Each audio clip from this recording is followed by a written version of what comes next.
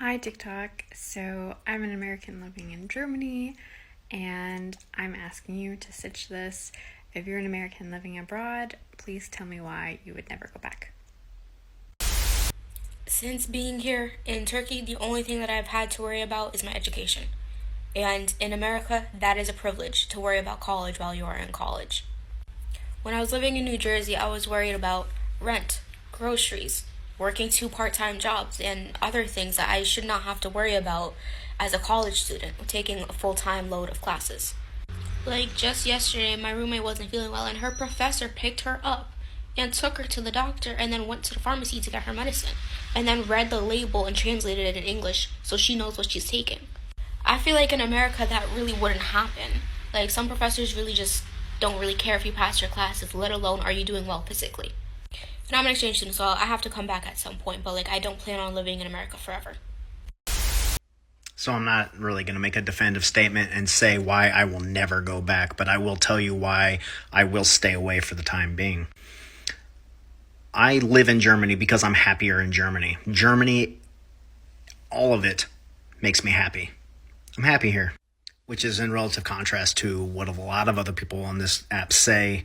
A lot of other expats in Germany will say things about the United States that they don't like, and that's why they left. And of course, correlation is not causation, but I can start to glean that maybe you didn't like the United States and you thought you'd find happiness in Germany, which is your absolute right. You can absolutely do that. If you're seeking happiness, that's the best thing. But I left the United States because I had been stationed in Germany before, and I absolutely love Germany, not because I don't like or cannot tolerate the United States. So I'm not going to say that I'm never going to go back. I'm just saying I'm staying away for now. So I've been living as an expat since 2019. As soon as I finished undergrad, I literally hop skip up out of the States and I'm never going back. I've been living abroad as a teacher, and first and foremost, the biggest thing, when I go to school, I do not fear a student bringing a gun. I don't think anybody's gonna come in and brakakaka all around the school. So first and foremost, safety at work. Second of all, I literally feel safer in every other country I've lived. I've lived in Italy, Senegal, South Korea, and Haiti, and overall safety, especially as a black woman, is better. I feel most uncomfortable in the States, which is why, again, I'm never fucking going back. And the last thing is cost of living. It's so expensive to live in the States. Other places are more expensive, but for me and my lifestyle, nah, I'm not going back. Hey TikTok, it's Sedona Lee. I am an American abroad and I live in Leipzig, Germany. I have also lived in Europe another period of time for 10 years, and that was not a great fit for me. So the first thing that works is that I like where I'm at. The next thing that works is 15% of my income goes to my healthcare, and there are no surprise bills. The next thing is that my rent for my apartment is 25% of my income, not 70% like it was in Portland. I live in a young and vibrant city where all kinds of people from all walks of life and any kind of person you could imagine lives here, and nobody bats an eye. That's why I love where I live. And the only way I would go back is if I was offered something better than I have here. I am an American living in Saudi Arabia, and I left America 20 years ago, and I haven't gone back once, not for a visit. And simple reason is that I haven't had a compelling reason to make me go back, because I would not voluntarily go back, ever. So there are a lot of reasons why I would never want to go back to the United States, but the main reason has to do with Article 1 from the German Constitution, and that says that human dignity shall be inviolable. For anyone who doesn't know what inviolable means it is secure from violation. So what that actually means is that there are certain inalienable human rights that are the basis of every community. So with that being said, freedom of speech falls under that. In the United States, you see all sorts of people just going off on each other all the time, insulting each other, flicking each other off, showing each other the stinkfinger in traffic all the time, and that kind of shit just really annoys me. I mean, what purpose does it really serve? Other than just making both parties even more angry than they already are. I mean, come on, people, get some therapy.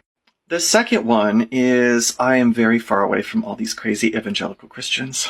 Now, that doesn't mean that there aren't evangelical Christians here in Germany, but the thing is they're not fucking psychopaths. nuts, like they are in the United States. Again, there's another video that I really wish I could green screen right now, because there's this gem of a human being that calls herself a Christian on here, when in reality she is just a steaming pile of hot shit. But you didn't hear it from me, ladies and gentlemen, because again, human dignity. Which is again why I've chosen not to splice all the videos together and then upload it, because again, I'm not trying to necessarily call anybody out and rip apart their own dignity. Another one is capitalism. Now, I'm not saying that Germany isn't a capitalistic country, because of course, I mean, just go to a mall, turn on the television. I mean, daily my mailbox is just stuffed full of ads. But the almighty dollar is not God here.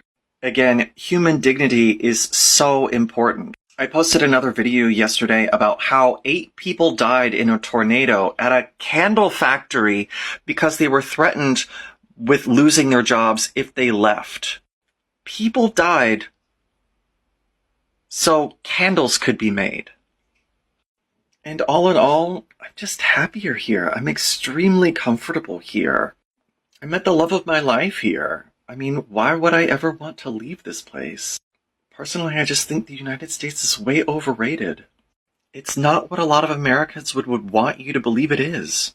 Okay, so not an American, I'm a Canadian, but these are the reasons why I couldn't move back home. First up, no surprise, winter is a bitch. My mood is super dictated by the seasons and I need sun to be happy. Basically means I get like 60 days of good happiness in Toronto. Next up is I would miss beaches way too much. Toronto obviously doesn't really have many beaches. This is like the closest thing, called Hanlan's Point, and it's a place you can swim on the island. The water's a bit polluted. Some people swim in it. Personally, I have a no holes rule, so I only go up to it to my knees. And I definitely couldn't go back to having only 10 days holiday. In Canada and America, you get about 2 weeks holiday on average. In Australia, you get 4 weeks, which you can even get up to 5 weeks if you've been at a company long enough. So I'm sorry, Australia it is.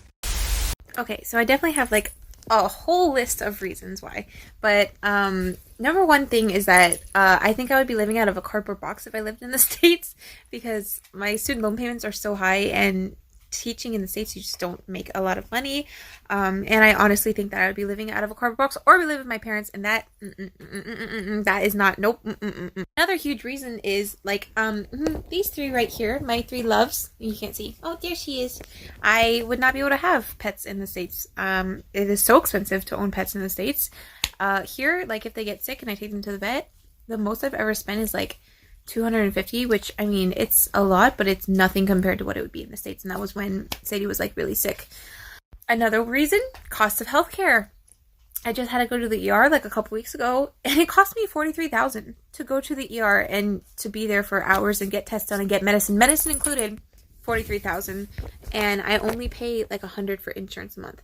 In the States, I was making $11,000 a year, and they were trying to charge me $300 or $400 a month, making $11,000 a year.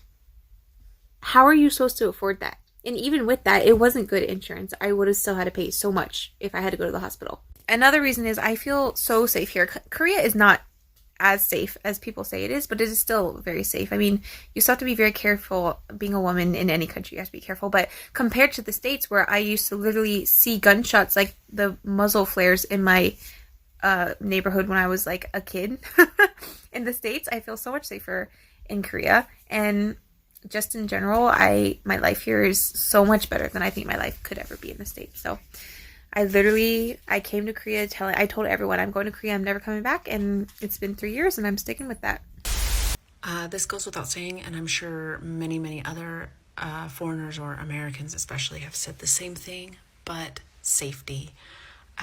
Both as a woman, as a parent, and as someone who has lots and lots of friends, and those friends have also children who are considered minorities.